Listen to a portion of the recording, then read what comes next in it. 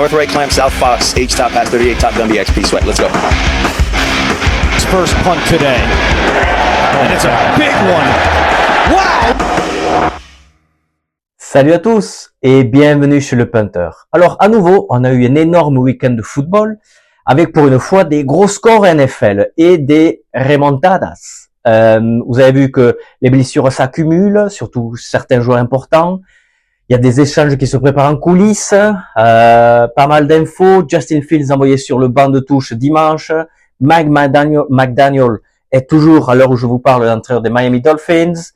Beaucoup d'infos, beaucoup de choses dont on va parler aujourd'hui. Ne perdons pas de temps, c'est parti.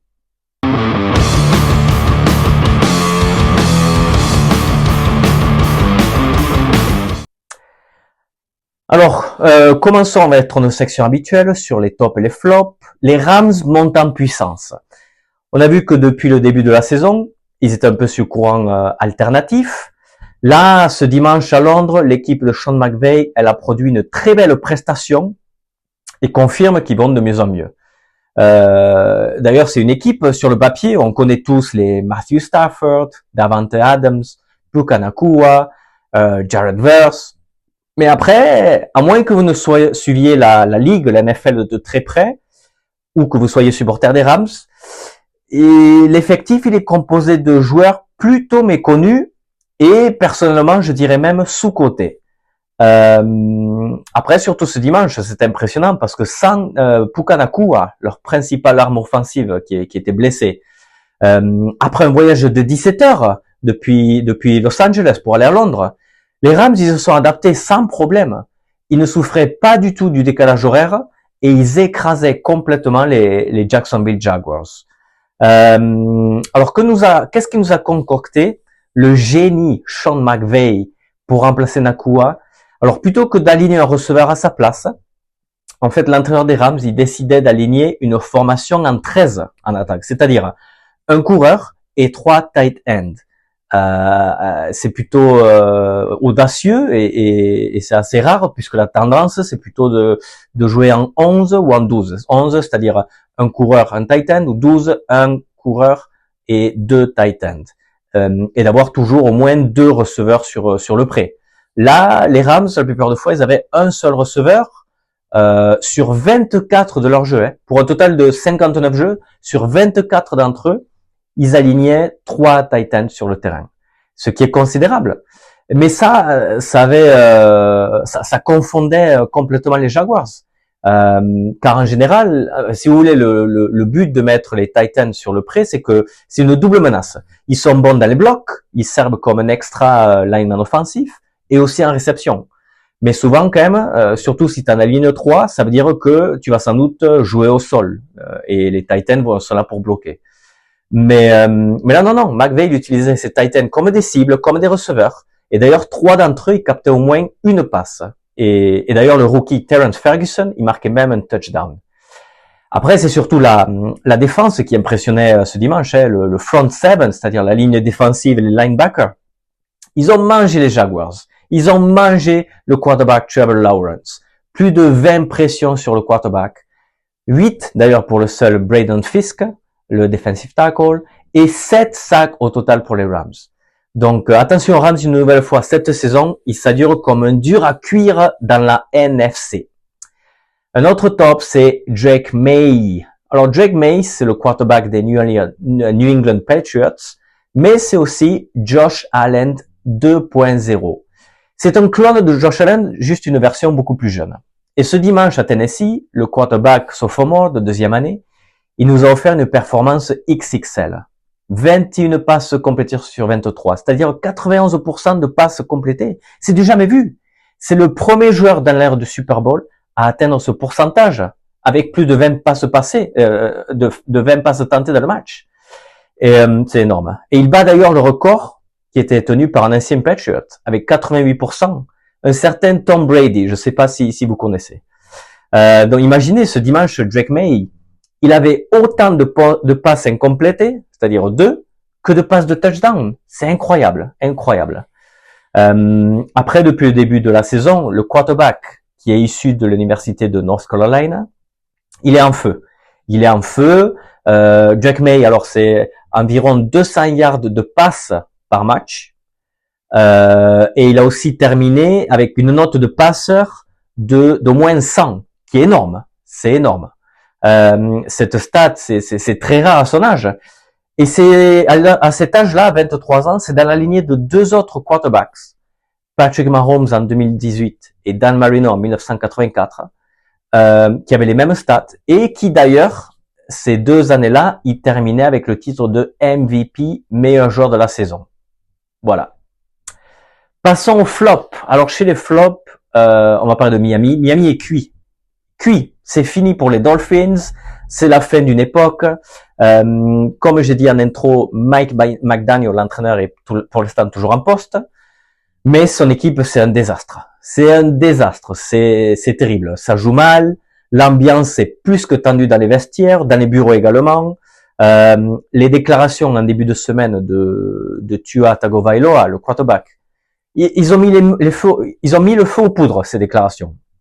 En fait, ils disaient que certains joueurs, ils arrivaient en retard aux entraînements, aux réunions, ou tout simplement, ils venaient pas, ils se pointaient pas.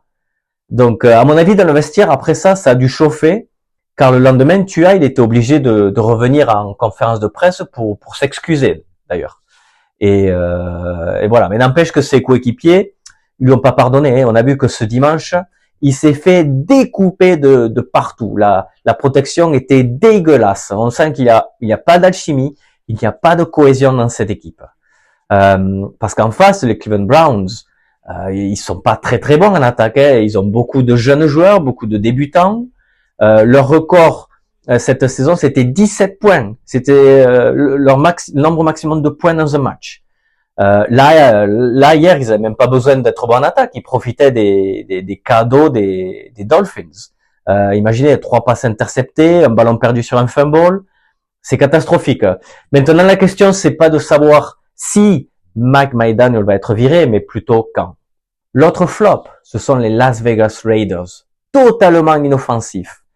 Ils ont été nuls ce dimanche lors du derby contre Kansas City. Imaginez, 95 petits yards en attaque. Pendant 3h30 de match. 3 first down convertis en 10 drives. 0 sur 7 en 3e down. 17 minutes seulement de possession. Aucune incursion dans la red zone adverse. Les Raiders, ils ont été horribles en attaque. Horribles. Après, oui, bien sûr, on peut trouver des explications. On peut dire que oui, les Chiefs, ils ont une excellente défense. Les Chiefs ont fait un très bon match. Mais quand même, ça n'explique pas la mauvaise attaque de l'équipe de Pete Carroll. Pas à ce point, pas à ce point. Après, bon, c'est vrai qu'ils ont beaucoup souffert en défense aussi. Hein. Ils ont perdu Max Crosby sur blessure. Forcément, ça a fait mal et ils se sentaient incapables d'arrêter Mahomes et compagnie. À la mi-temps, il y avait 21-0. Voilà, ça peut peut-être aussi expliquer la performance et le résultat final. Peut-être à la pause, surtout dès le début de match, peut-être ils étaient au plus bas au niveau anémique. Ils ont vu qu'ils arrivaient à rien. Peut-être est-ce qu'ils ont baissé les bras inconsciemment? Peut-être. En tout cas, c'est le ressenti, quoi. Geno Smith, dans le 4e quart-temps, il était envoyé sur le banc. Kenny Pickett, il rentre pour le remplacer. Et il perd le ballon sur son premier snap, sur un fumble. Donc, voilà. Quand rien ne va. Hein. Pourtant, Pete Carroll, à son arrivée, ça promettait. Il faisait venir le coordinateur offensif Chip Kelly, qui est un véritable scientifique, un savant, un génie de l'attaque. Et il venait de faire une superbe saison à Ohio State, en NCAA. Alors, quel est le problème? Alors déjà, le problème numéro 1, c'est la ligne offensive. Ils sont pas bons dans les blocs, ils sont pas bons dans la protection. D'ailleurs, c'est la 3e pire équipe en pression subie sur quarterback et sacks. C'est la pire équipe de la NFL en blocage pour le jeu au sol. Donc après, tu peux avoir le coureur le plus prometteur, et c'est le cas avec Ashton Jeanty. Mais si, le problème est toujours le même, si ta ligne offensive, elle ne peut pas bloquer l'adversaire ou ouvrir des espaces, tu ne vas jamais avancer sur le terrain. Dans le jeu aérien, c'est un autre problème. C'est vrai que l'effectif, il manque de talent à ce poste-là. La seule cible de très grande qualité, c'est le tight end, Brock Bowers. Mais lui, il vient de rater tout le mois d'octobre parce qu'il est blessé. Il devrait faire son retour bientôt, mais bon, Pete Carroll, son job, c'est de développer d'autres joueurs, d'autres receveurs.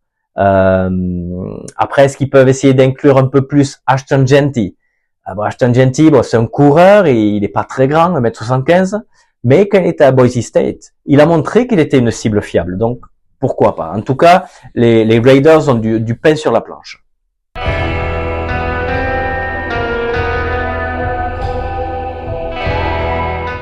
On a eu une superbe affiche dans le Colorado ce dimanche. Après, je sais pas si, comme certains supporters des Broncos, vous êtes partis avant la fin du match, alors là, vous avez raté le meilleur. Parce que là, on a assisté les 6 dernières minutes, c'était exceptionnel. On a vu un superbe comeback de Denver sous la baguette de leur quarterback Bo Nix, qui confirme qu'il est un très bon joueur. Il a été sous-coté lors de la draft, mais il prouve que c'est un excellent joueur. Alors, comment les joueurs de Sean Payton ont-ils réussi à remporter un match où ils comptaient jusqu'à 19 points de retard en début de quatrième quart-temps? À 6 minutes de la fin, ils en avaient 18 de retard. Donc bon, on peut se poser la question, ou alors peut-être on peut reformuler la question d'une autre façon. Comment est-ce que les Giants ont fait pour perdre ce match? C'est incroyable. Ils contrôlaient le match. Dart, il était très bon. Il trouvait ses cibles. Il a passé le ballon pour presque 300 yards. 3 passes de touchdown. Dans l'arrêt rushant, avec Cam Skattebo, le rookie, le coureur qui grattait des yards au sol. La défense était dominante. Et puis, je sais pas ce qui s'est passé, mais la machine, elle s'est totalement enrayée. Denver se réveillait, c'est sûr. Bo Nix, d'ailleurs, il se souvenait qu'il avait le droit de courir. Hein. La preuve, c'est 2 scrambles de 20 yards dans les dernières minutes.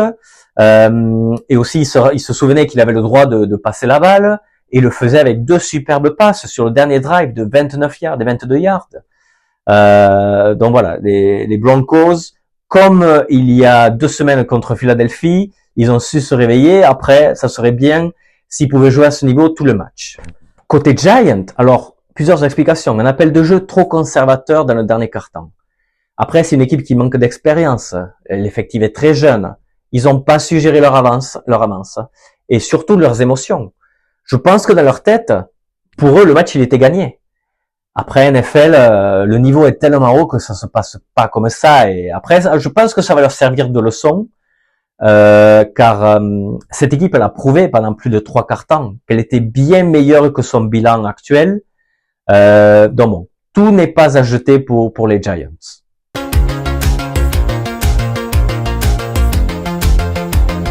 Alors, vous le savez, vous connaissez le format, c'est l'heure de la palette. Et on va parler d'une action que j'apprécie particulièrement. Ça s'appelle le jet sweep.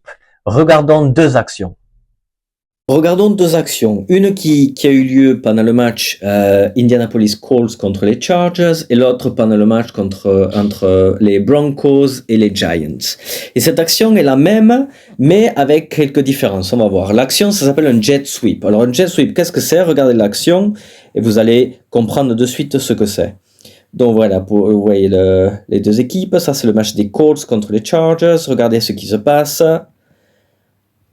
Oh, et voilà, c'est ça le jet sweep en fait, d'accord? Donc ça veut dire que c'est un snap normal, le centre qui passe le ballon en arrière au quarterback, qui est souvent en position de pistol à quelques yards derrière lui, et il y a un joueur qui va passer, on va dire au milieu, et faire une espèce de course d'abord horizontale, puis après essayer de passer dans les extérieurs pour gagner le plus de yards possible. C'est ça le jet sweep. Okay? Donc si on regarde à nouveau la formation des Colts, vous voyez avec les couleurs, on voit la ligne offensive, on voit le tight end, les 3 receveurs, et le coureur. Okay? Le coureur il est un peu excentré là, on le voit. C'est un personnel en 11, d'accord? Puisqu'il y a un tight end et 3 receveurs. Okay? Ça ne change pas grand chose puisque regardez déjà la position de la ligne offensive. On voit bien sous cet angle, on voit en fait que plusieurs joueurs ils ont le bras au sol. C'est ce qu'on appelle une stance, three stance. Ça veut dire en fait ils sont sur 3 appuis. D'accord? Et souvent, cette position de départ, ça annonce un jeu au sol. Ok? Sauf qu'on voit un joueur à gauche, lui, par contre, il est presque debout. Donc ça peut confondre un peu la défense, puisqu'ils ne savent pas à quoi s'attendre, si ça va être une course ou si ça va être une passe. D'accord? Ensuite, regardez le travail des receveurs, si on remet la vidéo, regardez ce que font les receveurs. Ok, c'est parti. Vous voyez? En fait, ils vont bloquer. Ils vont tous bloquer. C'est ça leur rôle, en fait. Même s'il y a 3 receveurs, le rôle d'un receveur, c'est pas seulement de recevoir le ballon, d'être disponible, de se démarquer, c'est aussi de savoir bloquer. D'accord? C'est un aspect, une qualité plus qu'importante de nos jours à NFL. Passons aux Broncos. Aux Broncos, on va voir, c'est assez similaire et différent. Il y a quelques différences, petites différences en même temps. Regardons l'action. C'est parti. Ok, donc déjà vous allez me dire, bon, c'est pas dans la même zone, le résultat final n'est pas le même, c'est sûr. Après, regardons déjà le personnel. Le personnel, regardons sous cet angle, c'est pareil, c'est en 11, d'accord? Donc il y a un tight end, il y a 3 receveurs. Le coureur, lui, cette fois-ci, il est derrière le quarterback. Il n'est pas excentré comme Jonathan Taylor tout à l'heure. Regardons aussi la position de départ du quarterback, qui cette fois-ci est ce qu'on appelle en anglais under the center, sous le centre. Il n'est pas en pistolet, il est juste derrière le centre. Il a ses mains sous les fesses en fait, et le centre va lui passer directement le ballon dans les mains, il va lui transmettre le ballon. D'accord? Regardez à nouveau la vidéo et regardez à nouveau le rôle très important des receveurs et du coureur.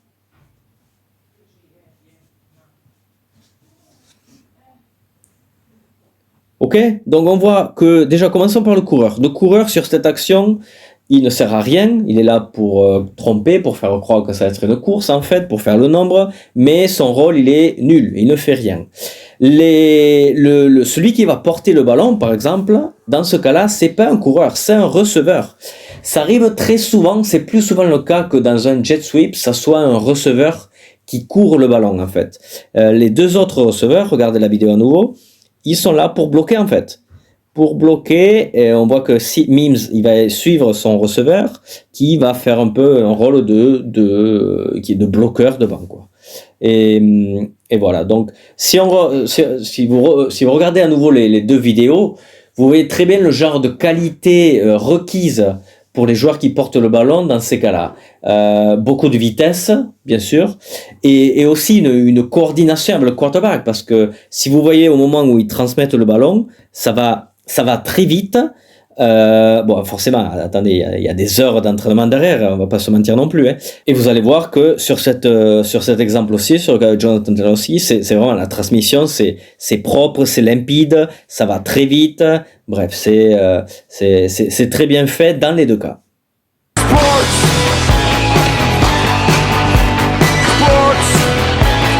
Passons au prono. Alors, un petit, encore une fois, 2 sur 5. Ça n'a pas été terrible. Denver m'a fait plaisir, par contre. Alors, ça, c'était sympa de leur part. Mais bon, là, je sens que le week-end qui arrive, là, c'est le bon. Là, je sens que je vais faire un 3 ou 4 sur 5. Ou 5 sur 5. Qui sait? On va voir. Commençons. Dans le premier match sur lequel je vais parier, c'est Baltimore contre Chicago. Baltimore est favori, mais je vois Chicago gagner, malgré le retour de Lamar. Les Ravens, ils reviennent d'un week-end de repos. Je vois Chicago gagner ou pas perdre de moins de 6 points. Philadelphie contre les Giants, c'est la revanche, c'est le match retour, 2 adversaires de division. Souvenez-vous, il y a quelques semaines, les Giants écrasaient les Eagles. Et là, les Giants, ils viennent de perdre sur le fil contre Denver. Mais là, je vois Philadelphie gagner. Je les vois gagner. Ils ont été pas mal à Minnesota. Le jeu au sol est grippé. Mais je pense qu'ils vont continuer à s'améliorer. Saquon Barkley, il va falloir qu'ils se réveillent. Là, surtout, ils vont vouloir prendre leur revanche contre les Giants. Donc, je les vois gagner. Houston contre San Francisco. Houston est favori de très peu. Et je les vois gagner, les Texans. Après, ils sont un peu dos au mur. Hein. Les Colts, dans leur division, semblent inarrêtables. C'est un peu une petite finale pour eux. San Francisco va sans doute récupérer des joueurs. Est-ce que Purdy, Purcell, Kittle vont revenir? Peut-être. mais là, je vois Houston s'imposer. Denver contre Dallas. Alors là, Denver, ils m'ont fait tellement plaisir que je vais encore parier sur eux. Favori de 3 points contre Dallas. La machine est lancée. Là, je sens qu'ils vont gagner par plus de 3 points. Dallas, très bon en attaque. En défense, c'est du gruyère. Je pense que Bonix, il va les découper. Donc, donnez-moi les Broncos. Et enfin, Pittsburgh contre Green Bay. Alors, Pittsburgh, jeudi soir, ils perdaient à Cincinnati. Là, ils doivent gagner, surtout s'ils veulent continuer à s'échapper en tête de la AFC North. Et après, ça sera les retrouvailles entre Aaron Rodgers et les Green Bay Packers. Est-ce qu'il voudra leur montrer qu'il reste un quarterback de grande qualité? Green Bay est favori d'ailleurs, mais je vois Pittsburgh l'emporter ou perdre par moins de 3 points.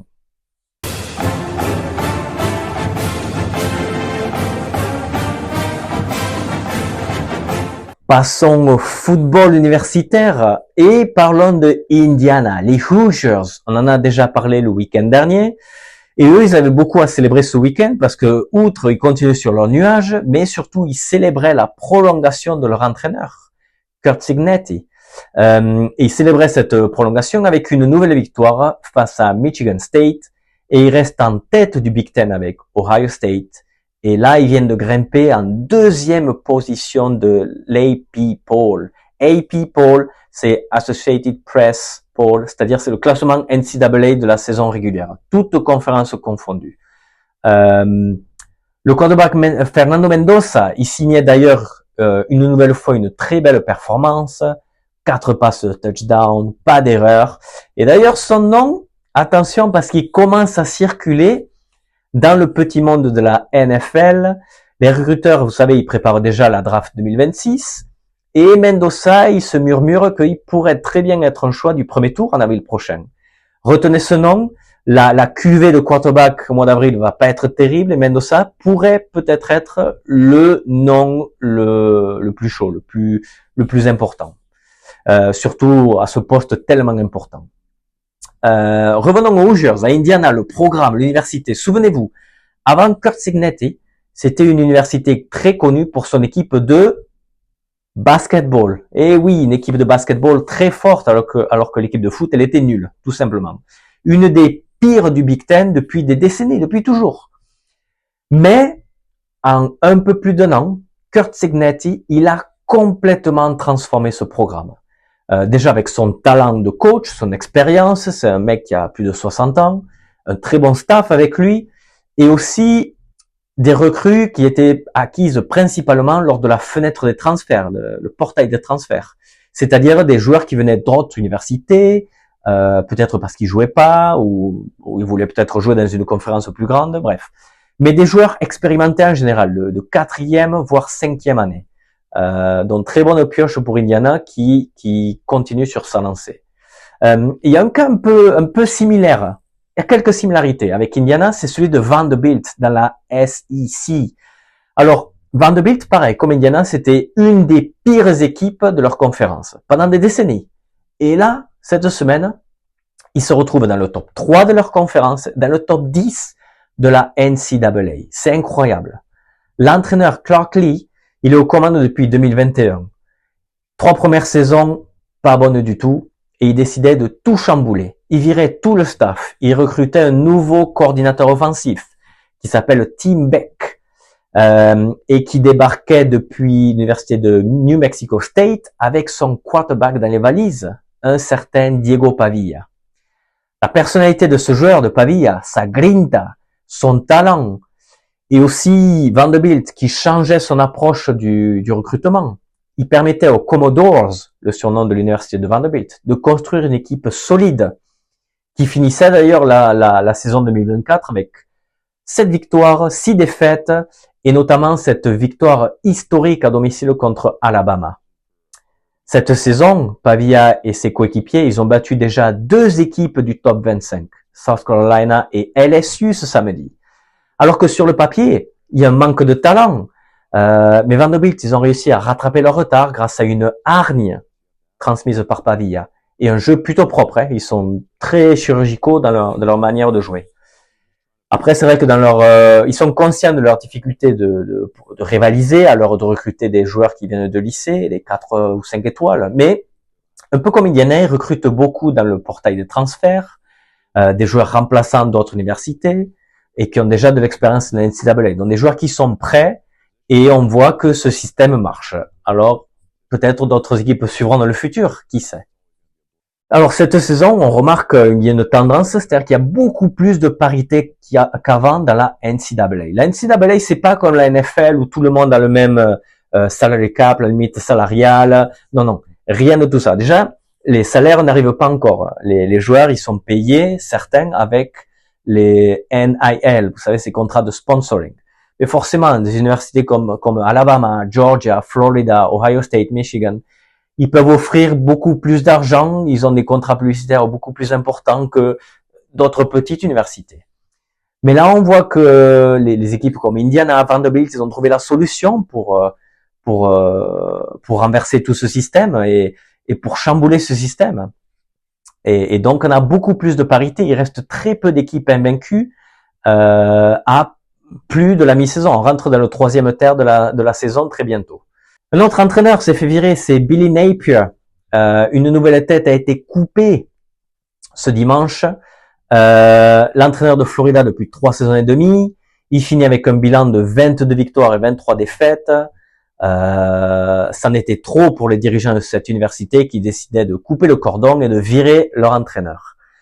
Un bilan pathétique, hein. Contre ses rivaux historiques, 3 victoires en 15 matchs contre Florida State, Georgia, LSU, Miami et Tennessee. C'est le plus petit nombre d'un entraîneur des Gators dans ces matchs-là depuis la fin des années 30. Imaginez. Donc l'université a dit basta. C'est une université qui est très très connue, légendaire, les Florida Gators. Il y a même des films, il y a des documentaires sur cette université. Ils cherchent à renouer avec leur passé, un passé glorieux. Il n'y a pas si longtemps, en 2008 encore, ils gagnaient le championnat national. Pour les fans, pour les donateurs des Gators, un changement de cap était nécessaire, même peut-être un peu tard, selon certains experts. Mais voilà, ils ont enfin décidé de virer Billy Napier. Là, ils vont commencer la recherche d'un nouvel entraîneur. À mon avis, ça sera pas annoncé avant la fin des playoffs, parce que je pense qu'ils vont essayer de recruter un gros nom. Donc voilà, une tête de plus tombe, et à mon avis, c'est pas la dernière.